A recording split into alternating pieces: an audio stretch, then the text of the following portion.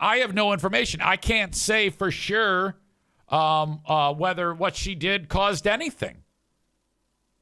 And if a reporter is coming at me guns a-blazing, if I don't have the ability to string together a couple of sentences to fucking put that motherfucker in his place, I'm useless. Use your words, woman. You use them to get fucking elected in the first place. You have the ability to speak. Unacceptable. To me, that's the only thing that I know is unacceptable about that mayor, because I don't know shit about the rest of it. Because I'm not going to go ahead and take the words of some asshole who's just saying the same shit that everybody else is saying and assume that this woman did anything wrong. You know? Come on now. Nick says even some word salad would have been better than freezing up like a fainting goat. Without a doubt. Without a doubt. I honestly would love being put on the hot seat like about shit, because people would come to me thinking that they got me with a gotcha question. But, you know, I like doing the Chris Christie approach and just say no. And then they'll say, why? Well, because this happened, and this happened. Just be honest with these people. It makes your life so much easier. Now, perhaps she's worried about incriminating herself. Perhaps she's worried about a lawsuit. And that's fucking too bad. Rebecca says, yeah, I heard the insurance companies canceled their fire protection 7 months before this. Yeah, I don't know. Who knows? I don't even know what that means. Canceled whose fire protection? The whole city?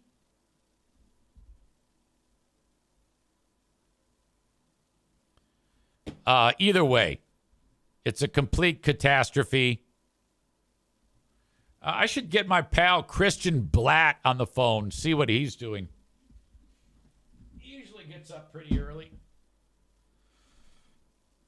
I do the show, Who Are These Broadcasters, with Christian Blatt, and he has not been on our podcast here, but I do a show with him each and every week on the Who Are These Podcast channel, and he's in Los Angeles.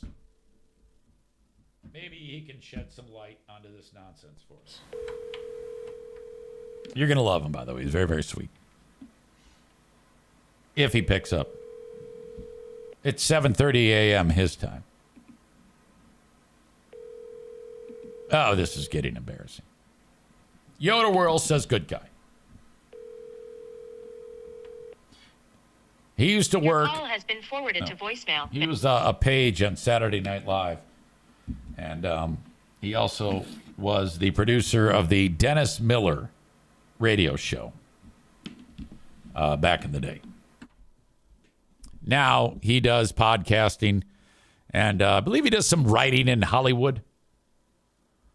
Outstanding guy. Very, very funny. Nice and sweet. Puts up with me. He's figured me out. Like, when I start doing my show and, well, basically just being me like this on that show, where it's different. I'm not driving the content. He is. That's more of the role that I prefer. Which, my role on that show is a lot like it was on Free Beer and Hot Wings. Say the shit people are thinking but don't want to say out loud. I say the quiet parts out loud on that show. I do that on here too, but I'm kind of like, I have to keep the content moving. I don't have to worry about that shit on Who Are These Broadcasters, because Christian does it for me.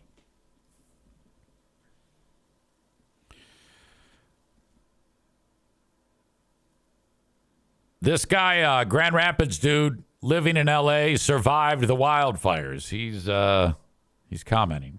Follow those destructive wildfires out in Southern California. More live pictures from Pacific Palisades tonight as L.A. fire officials are now confirming that at least 6 people have died. At least 5 fires have sparked by dry conditions and powerful winds. The Palisades fire alone has destroyed over 1,000 buildings, leaving many without a home. The Sunset Fire, which started last night in the Hollywood Hills, has been fully contained, but a new fire emerged this afternoon, the Kenneth Fire, prompting more evacuations. But back to the Palisades fire, which started Tuesday morning. It has burned through more than 17,000 acres. It's 0% contained. That fire is the most destructive in LA history. To put into perspective how big these fires are, what you are seeing now is a map of Grand Rapids, and in the red is the size of the Palisades fire, that first one. These are figures from NBC. So the fire would stretch from Walker all the way to East Grand Rapids. Nearly 180,000 people have been ordered to evacuate their homes and get to a safe location. Among those who had to get to safety are some Grand Rapids natives. Newsdate's Adriana Doria spoke with them tonight. She joins us now with what they've seen. Adriana. Yeah, Brian Amber, two Grand Rapids natives who have been in California for over a decade are living through these wildfires in real time. One had to evacuate, the other did not. He's offering his home as shelter to his friends who are in much worse situations. Both of them say it was unlike anything they've ever seen before. It's apocalyptic. As wildfires continue to burn through parts of California, it was definitely a sight to see. It was nothing like I've seen before. I mean, like, these fires just spread so fast. It was just started multiplying, you know. It was just exponentially growing at a rapid pace. Typically, the flames destroying homes and entire neighborhoods, forcing thousands to evacuate their burning fire usually doesn't like shrink.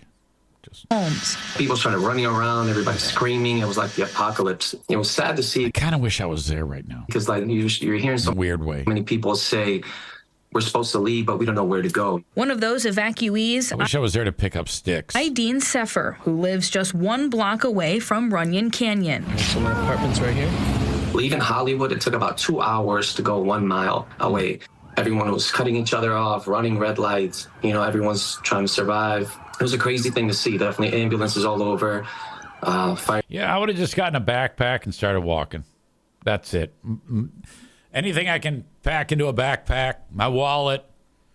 If I'm a single guy living alone with no pets, that's what I do. If I have a pet, I carry the pet, and I just walk. Fire trucks everywhere. Fuck police. that shit. And over near Marina Del Rey, about 8 miles from the fire, it was the same story. It looks like the minute you step outside my place, like a black wall, just completely covering all of the valley into Malibu. While Josh Shikama did not have to evacuate, he says it was still too close for comfort. This is something I've never seen the 10 years of being here. It's overwhelming. Seeing all the smoke completely cover the valley. Offering up his home to his friends who needed somewhere to stay. I've been a haven for my friends. They've been staying with me that have had to evacuate, some of which had, flames in their backyard yesterday into last night. Very troubling and disheartening to know that, it's not just homes, it's entire neighborhoods that have been completely diminished. Now both are left wondering what comes next. I never take anything for granted. You never know when's the last time that you're going to see somebody, let alone when's the last time you're going to hear from somebody. These are a couple of handsome devils. They could get some fresh Grand Rapids puss. So never take anything for granted. We're just trying to survive out here and be a great community, just like anybody else strives to be. And LA is proven to be very resilient. They will be better coming out of this, and just support in any way you can. The fires in Southern California have changed the lives of thousands of people. If you'd like to help, you can donate to the American Red Cross by scanning the QR code on your screen. There's also a link online at woodtv.com. And we will keep bringing you the latest on these wildfires as they continue on air and online. Live in the studio, I'm Adriana Doria. News. There's been a lot of comments I've seen about how a lot of the homes that have been destroyed or the people affected are wealthy, and that's true. And so you got a faction of people who are like, it serves them right. They're rich. Comedian Kevin Brennan, he was the one who made the comments about Matt LeBlanc. No, not Matt LeBlanc. Who's the guy from Friends who died? Matthew Perry? Is that it? When Matthew Perry died in the hot tub, he wrote, hot tub, ha, ha, ha, ha. Why didn't he just stand up? Or some shit like that. He made some horrible comment. Everybody got super pissed at him. You know, you can't, if you do that, you're going to get your ass kicked. Which I thought was a great question. Why didn't he just stand up? But the drugs had incapacitated him. We didn't know that at the time. Kevin wrote on social media, I'm rooting for the fire. And I don't know why you would say that. Is it because these are rich people? Is that what we do now?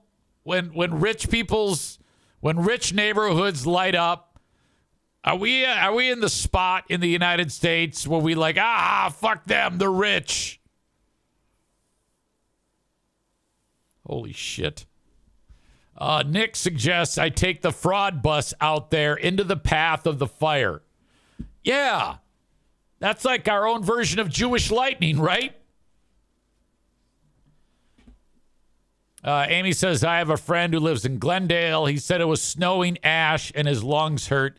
He still has his house, but the fire is moving so fast they are getting minute-by-minute updates.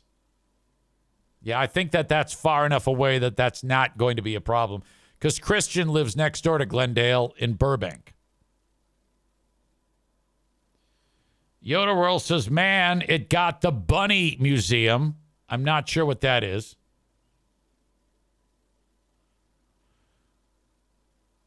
Nick says, then my home insurance goes up because of these assholes. State Farm is $6 billion in the hole, and I have to help make up the difference, even though I've never made a claim. Yeah, I don't know if you can actually say that with any real degree of confidence. Are you suggesting that right now you've been informed that your insurance rates have already gone up? Is that what you're telling me? That right now State Farm already owes $6 billion from the Los Angeles fires? There is no way in hell with any authority that you could tell me that State Farm $6 billion in the hole is an accurate number, and that your insurance is in fact going to go up. Nick says, that's what the lady at State Farm told me as I was bitching up a storm. Okay, there is an easy way to deal with this. He says, look it up, you fool. Okay, you're reading bullshit, and two things. You're reading bullshit and saying it here like it's fact, and you're a fucking liar. Two things that are at play here. Bullshit, spouting it off, number one. Number two, lying. You are lying. That's what's going on. It isn't like, can you imagine, here we are days into this fire, and Nick is like, I know this. State Farm owes $6 billion for all these claims. There's no fucking way anyone alive actually knows that number, you dickhead. What the fuck? Your willingness to throw fake facts out is so ridiculous. Jesus Christ. He also suggests, and LA Times has an article about State Farm being accused of kicking up to it venture capitalist owners for a bigger loss. Yeah, I definitely don't believe anything you say, and I very rarely believe everything that I read. And I didn't even read it anyway. You didn't read it. First of all, an LA Times subscription costs money, so I'm guessing you wouldn't do it, pay for that. So you probably heard it from some other website that just quoted that, which didn't happen. Lies. Oh, my God. You are such a fucking sky is falling fuckface cock asshole. Shut the fuck up.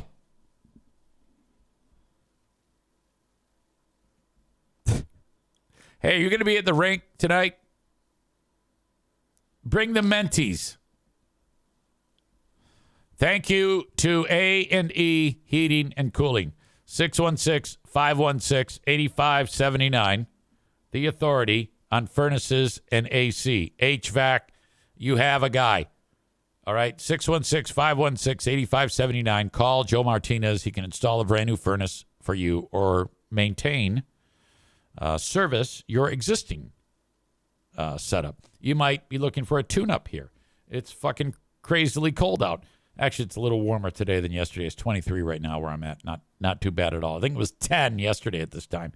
Anyway, keep it running tip-top with A&E Heating and Cooling. 616-516-8579. Thank you, Joe Martinez. Throwing some puppies at TC Paintball. Online at tcpaintballgr.com. Fantastic destination for fun. I understand that Linda, Maureen, Stevie, and Megan are getting together for a paintball event this weekend. You can join them there at tcpaintballgr.com. Book an event for a bachelor party, workplace get-together. Perhaps it's the neighborhood kids. Perhaps the little guys want to do youth paintball. They use the weaponry that's not nearly as painful. Get the kid out of the house, do something fun at TC Paintball, playing paintball indoors and outdoors during the winter, depending on the weather. All the information you need is at tcpaintballgr.com. Nick says, yes, at the rink, I'm about ready to get rid of all insurance. Just one big socialist circle jerk. It is not true at all. You're an idiot. All right? You're an absolute moron.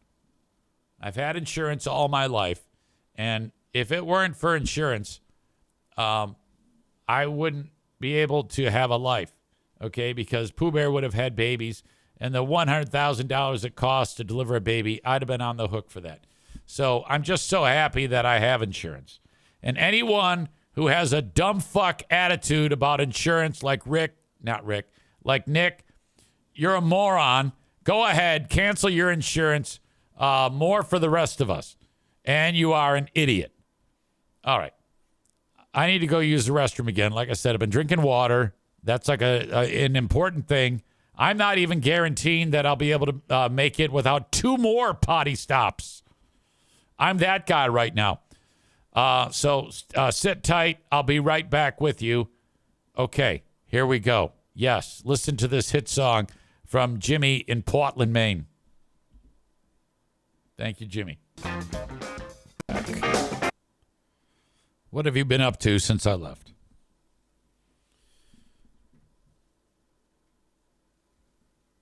Nick says insurance is for financially irresponsible.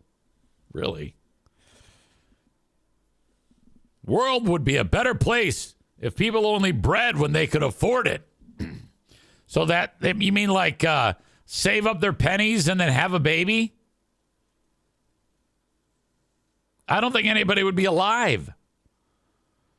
Rebecca says if people waited until they could afford it, the population would be very low. LOL. That's what I was thinking too. He's too dumb to know that. He doesn't think like that, Rebecca.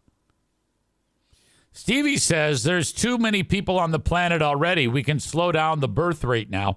No, there's not. What do you mean there's too many people on the planet? We need more people on the planet. Are you afraid like we're going to run out of room or something? God. Some of you guys are, you kind of get in your own way in the chat when you say things that you actually think are steeped in like sound judgment. How does one form an opinion that there's too many people? Are you like bumping into somebody all the fucking time? Chris says Nick sounds like Dwight Schrute. Bet you're tons of fun at parties, Nick. Actually, he's hysterical. Nick is one of my favorite people on the planet. I can't wait to see him and his mange head today. In case you're wondering what that means, 2 weeks ago, he was on the Ben and Eric Patreon podcast, and he did not wear a hat for the first time. And he looked like he took some Nair hair remover and put it on his head and then like kind of wiped some of it off, but not all of it.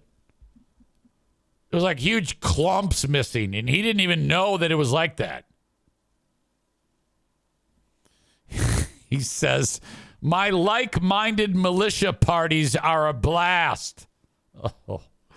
Nick was probably the guy who plotted to kidnap the governor, but he went out in the backyard for a smoke right when the raid happened. And he's like, uh-oh, exit stage left.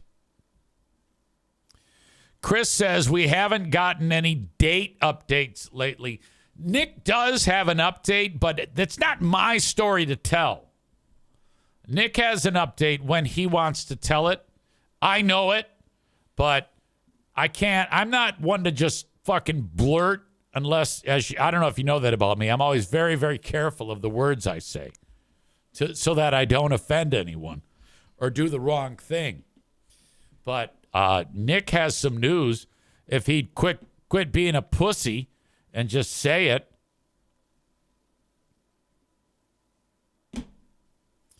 Nick says that he ran away like Tony Soprano while Johnny Sack got tackled. That was great. Linda's question, is he in a committed relationship with a hard living line girl? I don't talk about those things unless I'm given permission, Linda. Nick is saying, you will have to join the Patreon to find out. Wow. There you go. Now, that's a fucking cool thing you just did there because people want to know. I had a comment the other day from Troy in Kokomo. Troy joined us from Kokomo, Indiana on the Ben and Eric Patreon podcast yesterday. And you know what he said? I thought it was great. He said that the relationship with chat members is like they are characters. And it's true. Like the characteristics of these people is something that if you're familiar with it, it makes it a better listen. So because of your continued attendance, you start to get a character because for whatever reason you're mentioned. You know, you can think of a long list of people like Amanda, for example. She's been on here so much, she has a certain set of qualities, none of which are positive that we can talk about, you know.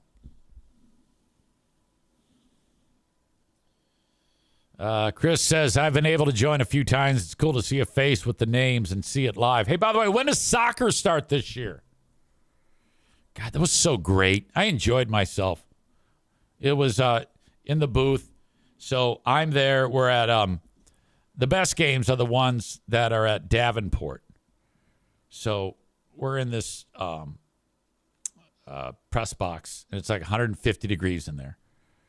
And it's me, Chris, and Coltron, who is, I don't even know what the fuck that guy's job is. His name is Colton, but I was told to call him Coltron. And then the crowd, I don't know if they're drunk or what, but if things aren't going their way, they start to talk shit to the ref, usually by halftime. And they're mean. And there's a webcam, and you can hear the people being mean on the webcam. They're mean to the ref in particular. 90% of the insults are aimed at the ref. So they're like yelling, yeah, fuck you, fuck your mother. I mean, they're being really aggressive towards the refs. I mean, it's abusive, and it's great. And then I take a look at all of them, and I'm looking at their profiles from above them, and I'm like, hey, dude, there's a bunch of retarded people that are here. They all look like hard living line people.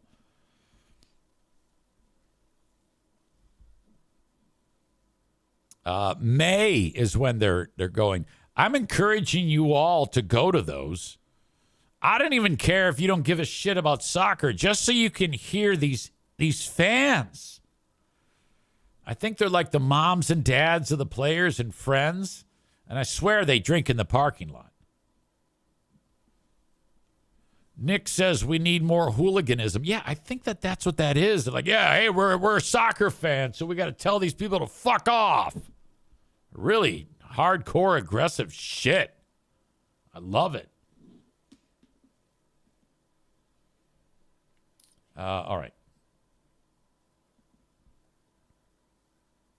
Thank you to Werner Roofing. If you need a new roof, that's who you call. WERNER roofing.com. Werner Roofing can put a new roof on your home in a day or less. They also do siding. They do gutters. They'll put a metal roof on your home if that's what you want.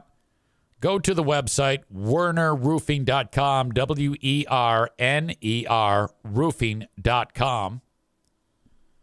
If you want more information, there's a spot on the website for you to fill out your information, and they'll reach out to you by the end of the day. They're great. They're based in West Michigan, and you can get a new roof.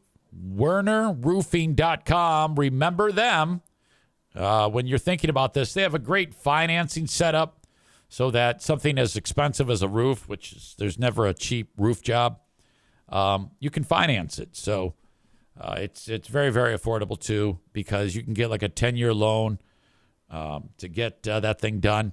And because that's one thing that you absolutely have to have. There's no getting around the roof. Because if you don't get the roof done, then there's water getting into the home. Then it's destroying shit in the home. Every day it rains, there's more expenses that are piling up. And before long, it's fucking dangerous, for God's sake. Get to it. wernerroofing.com. That's wernerroofing.com.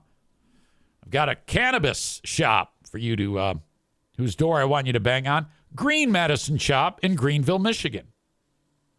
They're online at thegreenmedicineshop.com. That's thegreenmedicineshop.com. They have every different type of cannabis product under the sun. It's run by an actual pharmacist who that was Shawnee's trade when she started. And she can answer all of your questions. Michigan's newest rec facility and also a medical facility as well. So make the trip to Greenville, Michigan, and get your 10 ounces, head home. And you will love it.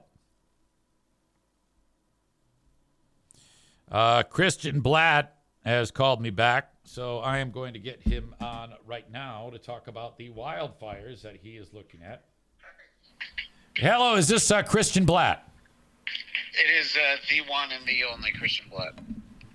EZ here, podcasting to the world. How are you? I'm doing great.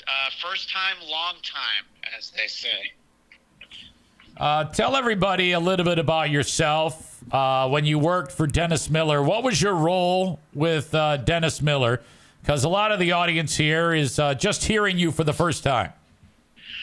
Yeah, that sounds about right. I worked for Dennis Miller and for most of about 20 years. And honestly, if he ever decided to basically unretire, I'd probably still be working with him. But I worked on a TV show he had for CNBC. But when I worked the closest with him was a radio show he did, syndicated by Westwood One, Eric, in the days when a radio show would be syndicated to 300 stations by a comedian. And I, over time, there was a co-host when the show started, and then the co-host left, and then he just started talking to me more. So in addition to producing, I was kind of a co-host, and I would periodically guest host the show. Wow. you'll appreciate this. There was a program director in Reno who hated me so much that the shows that I would guest host, he would just air local programming instead of the syndicated radio show they spent a lot of money to air. I noticed that on the Blackcast recently, it was probably a year ago, maybe two, you had Dennis on for, you had an anniversary show or something like that? Yeah, this past summer, I had him on. I've had him on a few times. I think the first time was episode 100. We're at like episode 625 now. He and John Lovitz were on together for episode 600. Lovitz had been on episode 500. I had Dana Carvey on in the last few years. I am not afraid to call in favors for my show, The Blackcast. And by the way, thanks for asking, Easy. It's spelled BLADTCAST. Without a doubt. I think people should check it out. You also have other podcasting things that I'll ask you about too, because I want more people. I want my handful of people that watch me in my neck of the woods be able to see what you do.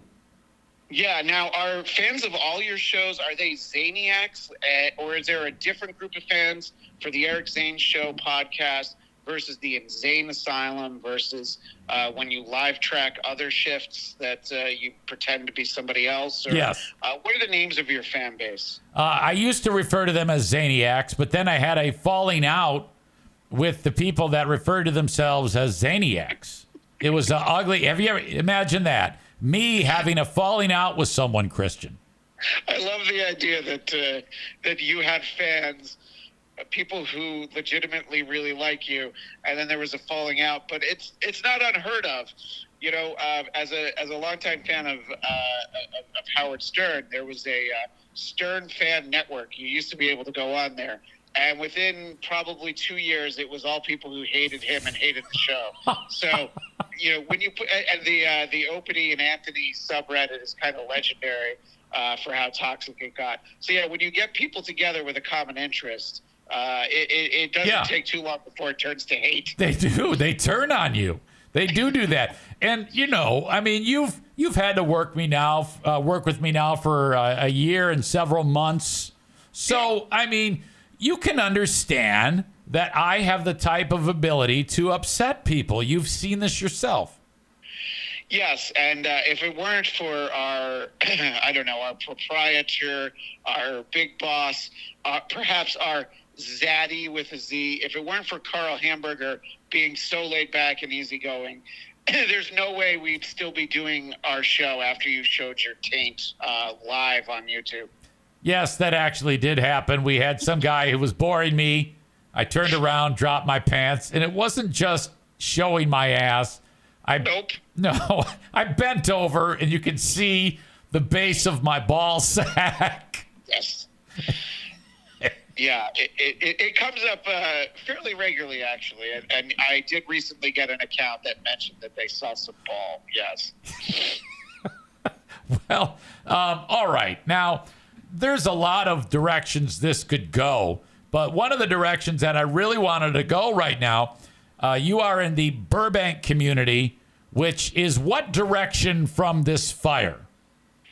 Well, there's a few fires, and some of them are better under control than others. But the biggest one that everybody is seeing that's the one in the Pacific Palisades. That's where basically the entire community of Pacific Palisades is burned down to the ground, and everyone who lived there is, somebody incredibly famous. I saw Mel Gibson was off in Texas doing the Joe Rogan podcast, and then when he got home yesterday, it was to find out that there was no home because it had burned down. And the only house I'd ever been to is I dropped my buddy off, my aforementioned buddy Dennis Miller. I dropped him off at Martin Short's house, who lived in the Pacific Palisades, and I know for a fact that house is no longer standing. Billy Crystal. So it's all like, it's not like, the fourth lead on NCIS Kansas City. It's all like super famous people. All their houses like just burned straight down to the ground. Now, I was in Los Angeles in 21, and we like hiked to the Hollywood sign and all that shit. And there was that There's a lot of great sites. Is that anywhere near where this fire is? No, that's not near. That's actually fairly close to I am. So you have to, if you look at a map of these United States, Pacific Palisades is basically on the coast, and it's basically at the beach. It was a little higher up in the hills, and therein lies the problem, because the winds that we had Tuesday night, you can't imagine what they were like. I mean, obviously anybody that's ever rode it out through a hurricane, sure, but I'd never been through anything like that. And the example I'm using is that in our home, we have a pair of French doors from our living room that go outside, and they were locked and bolted shut. And the wind was so strong they blew open while we were sitting there. So, yeah, so that's how the fire spread. But so Pacific Palisades is way off by the coast, and you'll see another community that was literal beachfront. A lot of people have heard of Malibu. A lot of those homes and some really well-known restaurants just completely burned down as well. Yeah. So that's the fire that they know. That's fairly far away from me. On a regular traffic day, it's probably 20 miles. I'd be lucky to drive there, at 5 p.m. on a weekday and have it take me under 90 minutes. So it's, there's a lot of terrain between here and there. There's another one that was called the Altadena fire, which is closer to a place called Pasadena. Pasadena's not that far from me, but again, there's so much terrain between here and there. Okay. There's lots of different mountains and hills along the way. But that one, there's a little bit of the smoke in the air. That one, we're close enough that we're impacted by some of the smoke. And if you drive closer to the town over from us, which is called Glendale, there's actual burning smell in the air. And Right. Stronger. David's. That's where those are the communities where it comes in handy that a lot of us still have face masks stuffed in the back of our glove box. From the pandemic. Yes. Oh my God, yes. They legitimately help you for when you're walking around with these fire particles in the air. Yeah, and as I looked at it, more north of Malibu is the area where that is, and so you are in no danger right now, then. No danger, but there was 2 nights ago, there was one that was in the Hollywood Hills, and a lot of these later fires turn out to be arson. And then the one good thing about arson, people get excited because they see fire on TV. So they think, oh, I want to make one of those. The thing about the arson fires is that they're easier to put out. And I have it actually for our show, Release Broadcasters, on Tuesday. There's one where a group of citizens saw the person start a fire and they held him down until the police came. And I do believe they got in some good kicks and punches on this guy. I saw that too. That looked impressive. I was happy to see that. So basically what you're dealing with there is these fires start and then people think now's a great time to start a fire. Is that what they're doing? Yeah. Well, it's like Bruce Springsteen saying, you can't start a fire without a spark. So why not be the one to light that spark? And okay. Then you can watch, and then you can see a new fire on the fire map. My God. Holy fuck. All right. So you're okay. And now, is there any talk about whether or not they're going to be able to get this contained in some point in time? Or are they starting to get it contained in any way? I think the last containment I heard yesterday for the one in Pacific Palisades in particular, it was still 0%, but it's crazy. You see how many, I was just looking before I started talking to you that there are Canadian firefighter planes dropping, I guess they choose to use salt water. Because there's so much of it, obviously, near the ocean. So we have the Canadians helping us, and that's how you know a situation's bad, when you have to say, Canada, can you please help us? Right, without a doubt. My God.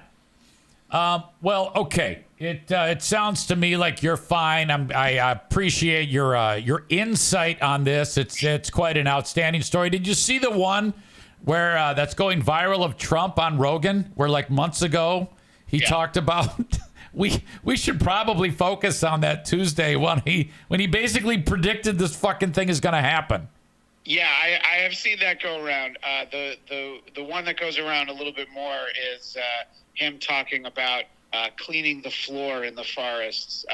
But yeah, it's not just him. There are a few people who've been like, this is a real problem, and I don't understand enough about when you do controlled burns, when it's good to clear the undergrowth.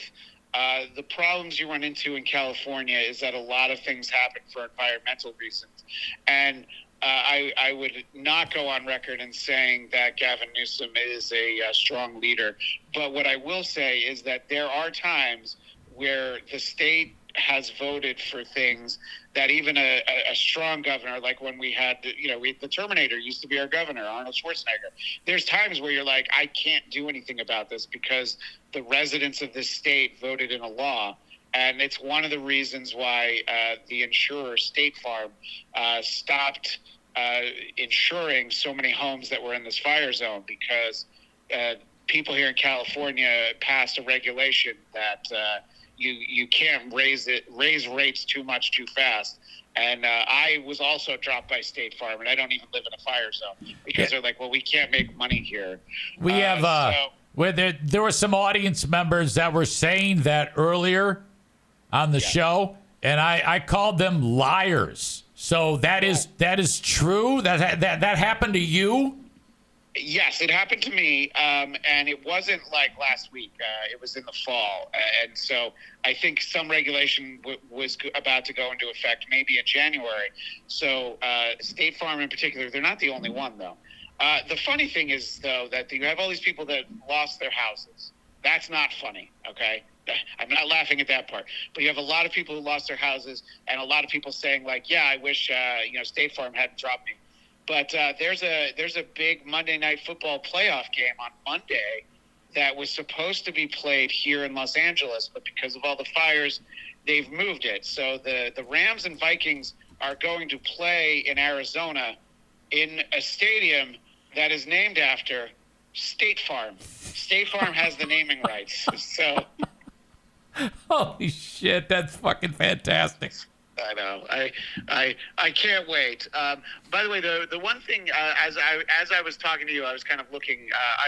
I'm in my front room. Some would call it a great room, but I'm too modest to call it a great room. The one thing that's different is that there were so many fires at one point, and I've lived here for almost 22 years now. This is the first time there are suitcases and like a case of water and some provisions. There's stuff all packed right by the front door. Okay. Just in case a new wind pattern comes in. Again, maybe an arsonist or something. So we are ready to go at any point. My wife's parents live down in Orange County, right by where Disneyland is. So we have somewhere to go. But so we're ready. Each passing day, it feels like it's less likely. Knock on wood, as good. They say. That's great.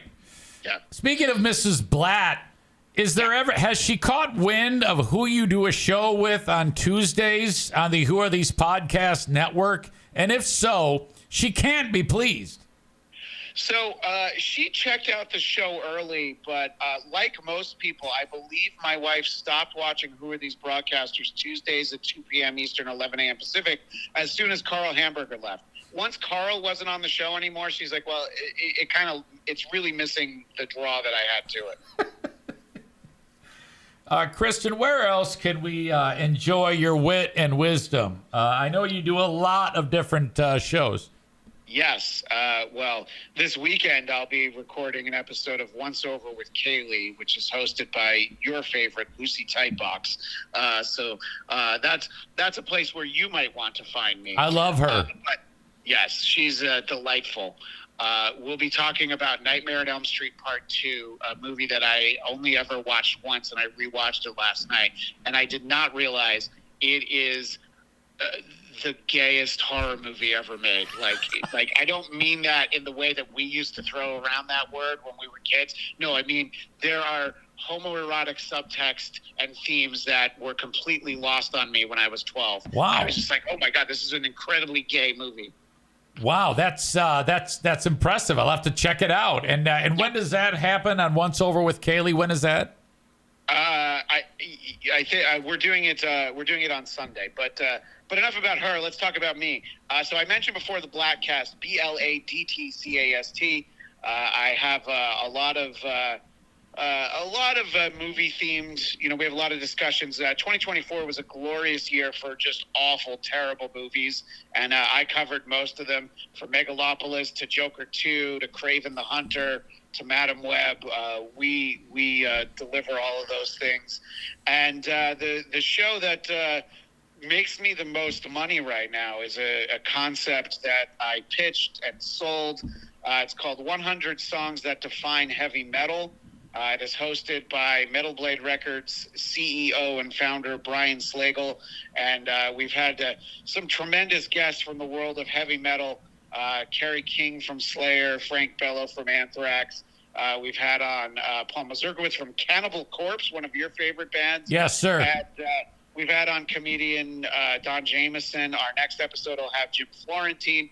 And there was even one episode where Brian thought it wouldn't scare people away. He talked to me about the Black Sabbath song War Pigs.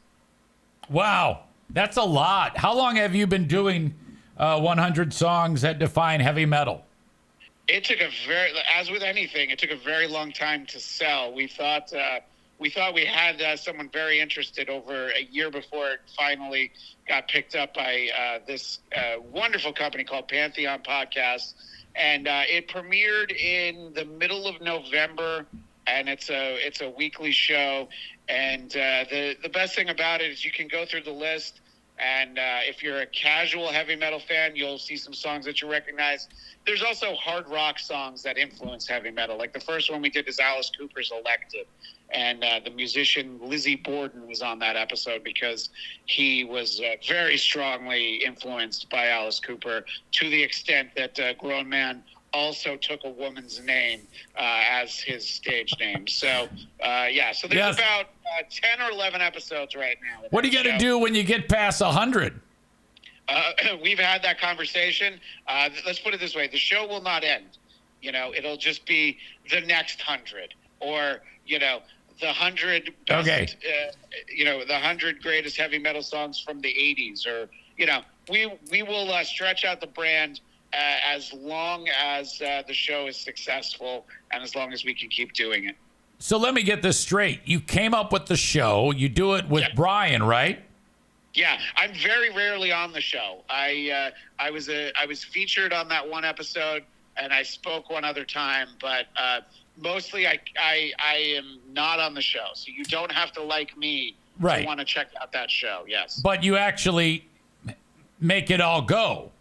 Yeah. Okay. Oh, yeah. I have to edit it, and for whatever reason, this is a network where we can play clips of the music, which anybody who podcasts knows that you usually have to take all copywritten music out of there for, just to avoid headaches, but they want the songs in there. So I put in little snippets. So it is a heavily edited show. I put a lot of time and effort into making it sound as good as it does. And if we just strung together, each episode has 3 separate conversations. If I just put those whole conversations together, every episode would probably be an hour and 15 minutes. I got to cut it down to about 45 minutes. Yeah, you got to take out the boring shit.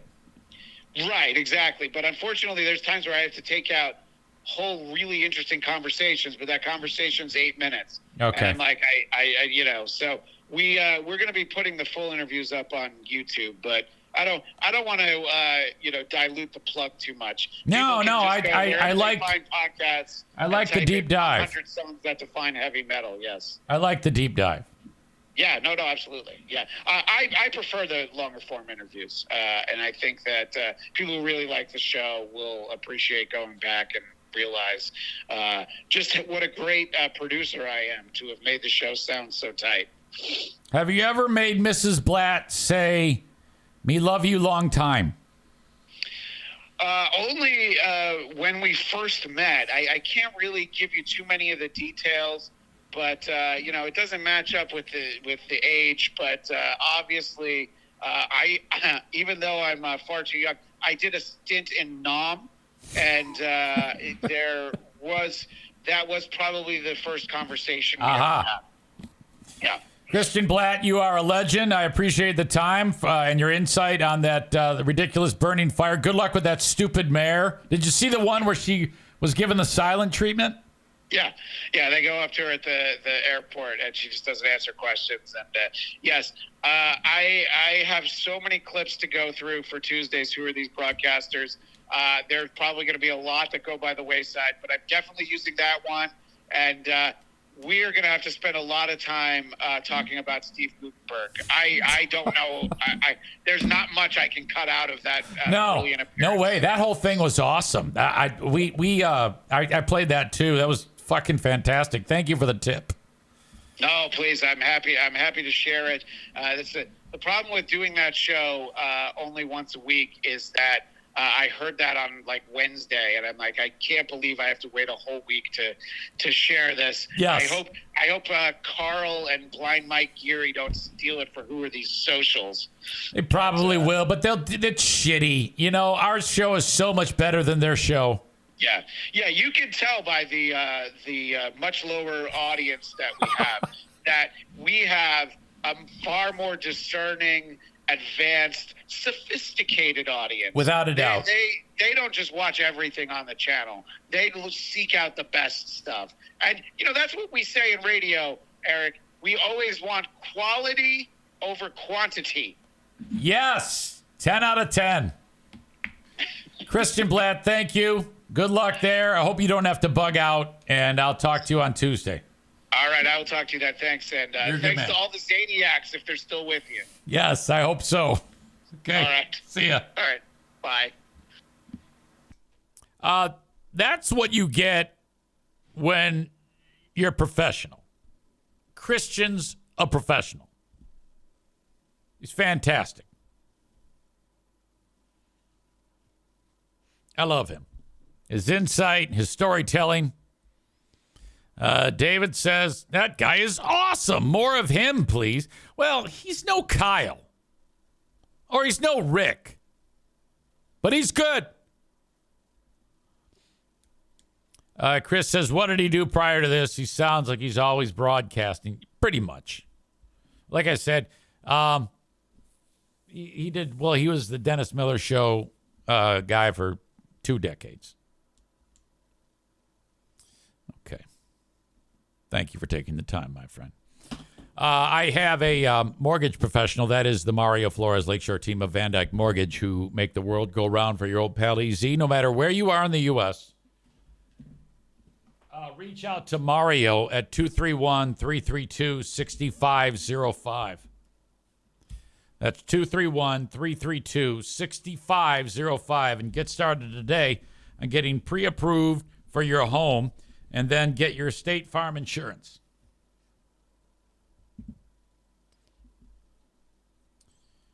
Speaking of insurance, thank you to Frank Fuss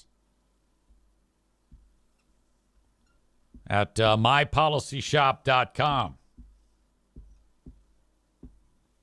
Whether it's healthcare or life insurance, Medicare or Social Security planning, Frank Fuss can do it all.